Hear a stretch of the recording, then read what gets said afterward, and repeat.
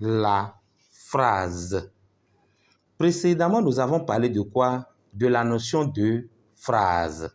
Nous avons défini ce qu'on appelle une phrase à l'écrit, à l'oral.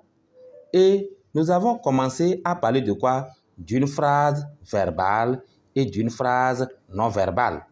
Nous allons continuer aujourd'hui. C'est quoi au fait on appelle une phrase verbale?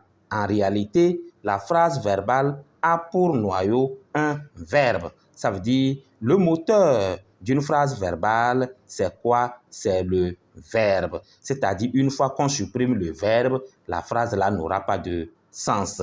Regardez ici, on dit un mécanicien réglait le moteur.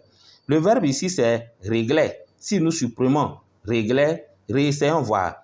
Un mécanicien le moteur. La phrase là n'a pas de sens. Alors, une phrase verbale a pour moteur un verbe. Maintenant, la phrase non verbale. On dit non verbale. Ça veut dire que c'est une phrase qui n'a pas de verbe, qui ne contient pas de verbe, ou bien le verbe n'est pas le noyau. Alors, on dit son noyau est le plus souvent un nom. C'est-à-dire, pour une phrase non verbale, son noyau, c'est le nom. Mais ce peut être aussi un autre mot. En dehors d'un nom, ça peut être aussi un autre mot. Exemple de phrase non verbale. Tempête sur la France. Tempête, c'est un nom sur la France. Et ici, formidable, ça c'est un adjectif. On dit la phrase verbale détaille davantage le message. Mais la phrase non verbale le fait quoi? Le contracte.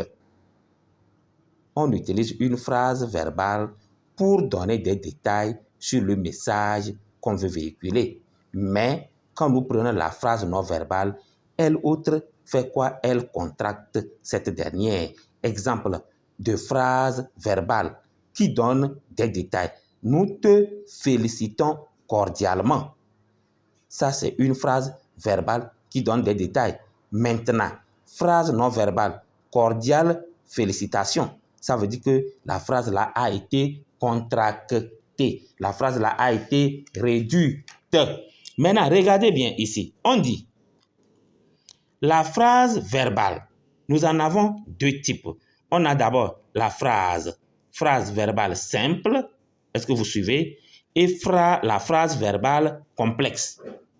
Est-ce que vous suivez? Je dis bien, on a la phrase verbale. Nous avons la phrase verbale simple et la phrase verbale complexe. Qu'est-ce qu'on appelle une phrase verbale simple? On dit, elle est essentiellement composée de deux éléments. D'abord, le groupe sujet et ensuite le groupe verbal. Donc, on dit, une phrase est verbale et simple, c'est qu'elle est essentiellement composée de deux éléments seulement. Comme je venais de le dire, le groupe sujet, est-ce que vous voyez? Et quoi? Le groupe verbal. Exemple de phrase verbale simple. Un agent règle la circulation. C'est comme un policier règle la circulation. Donc, un agent, ça c'est le groupe sujet.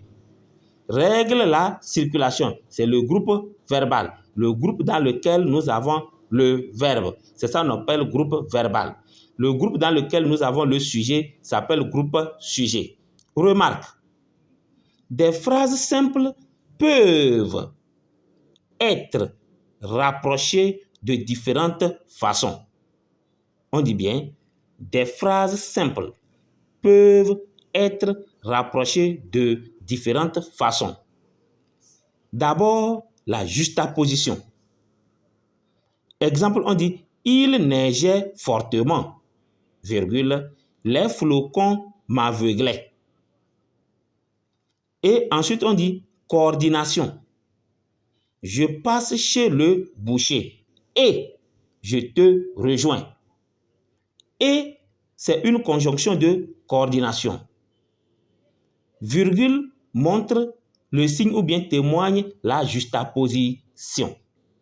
On dit, dans ces différentes constructions, on appelle encore chaque phrase simple positions indépendantes. Est-ce que vous me suivez? Dans ces différentes constructions, on appelle encore chaque phrase simple proposition indépendante. Maintenant, parlons de quoi? De la phrase verbale complexe. Elle est constituée de plusieurs propositions soudées les unes aux autres par différents termes. L'une d'elles est la proposition principale. Les autres lui sont comment subordonnées. Je reprends. La phrase verbale complexe. Elle est constituée, je parle de la phrase verbale complexe, de plusieurs propositions. Nous venons de parler de propositions un peu plus en haut ici. Soudées, qui sont liées les unes aux autres par, est-ce que vous voyez, différents termes. Et on dit l'une d'elles est la proposition principale. On est en train de parler de quoi? De plusieurs propositions. Et on dit l'une de ces plusieurs propositions est comment la proposition principale. Et les autres lui sont subordonnés. Suivons cet exemple-là. J'ai recueilli un chien qui était malade.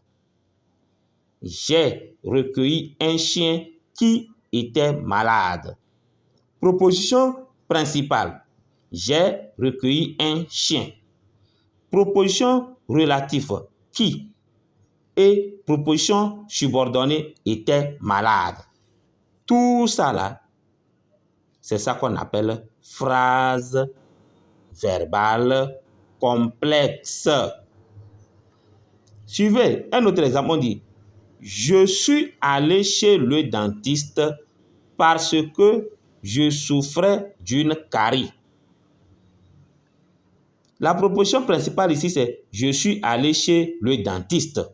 Première idée. Conjonction de subordination parce que. Proposition subordonnée conjonctive. Je souffrais d'une carie. Et on dit ensuite, la phrase complexe associe plus étroitement que la phrase simple les différents faits qu'elle présente. Elle souligne les liens qu'ils ont entre eux. Je reprends. La phrase complexe associe plus étroitement que la phrase simple les différents faits qu'elle présente. Elle souligne les liens qu'ils ont entre eux. Phrase complexe. Comme il neigeait, la circulation était fortement ralentie, si bien que je suis arrivé en retard. Phrase simple. Il neigeait, la circulation était fortement ralentie. Point virgule, je suis arrivé en retard. En conclusion, pour un résumé, quand nous nous exprimons, nous employons généralement des phrases. On veut définir la phrase à l'oral. Exemple, nous avons un petit jardin. J'y cultive des légumes. Une phrase peut être verbale ou non verbale. Exemple de phrase verbale, je vous souhaite du courage. Exemple de phrase non verbale, courage, avec un point d'exclamation. On peut construire des phrases simples ou des phrases complexes. Alors, mon frère grelotte. Mon frère grelotte parce qu'il a de la fièvre. Une phrase simple, en réalité, est formée d'un seul verbe. Plusieurs verbes forment une phrase complexe. Je vous dis merci, au revoir. En attendant, je vais préparer un exercice pour la prochaine fois pour qu'on puisse s'exercer. Au revoir et à très bientôt.